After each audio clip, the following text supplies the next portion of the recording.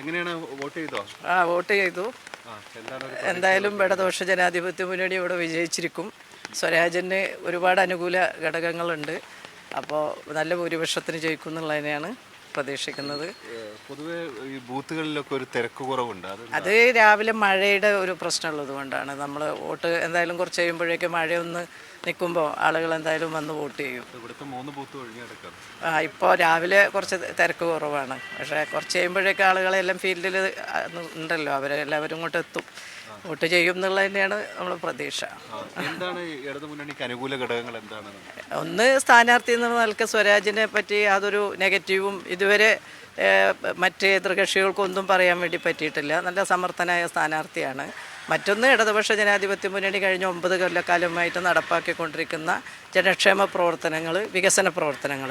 നിലമ്പൂരിനെ സംബന്ധിച്ച് നിലമ്പൂരിൽ 1800 കോടിയിലധികം രൂപയുടെ വികസന പ്രവർത്തനങ്ങൾ പൂർത്തീകരിച്ചു കഴിഞ്ഞു. ഇനിയിപ്പോൾ 230 കോടിയുടെ വികസന പ്രവർത്തനങ്ങൾ നടന്നുകൊണ്ടിരിക്കുന്നു, ഓൺഗോയിങ് ആണ്. അപ്പോൾ 2000 കോടിയിലധികം വരുന്ന രൂപയുടെ വികസന പ്രവർത്തനങ്ങൾ ഇടതുപക്ഷ ജനാധിപത്യ മുന്നണി ഗവൺമെൻറ് അധികാരത്തിൽ വന്നതിന് ശേഷം ഇവിടെ നടപ്പാക്കി കഴിഞ്ഞിട്ടുണ്ട്. അപ്പോൾ നേരനുഭവങ്ങൾ.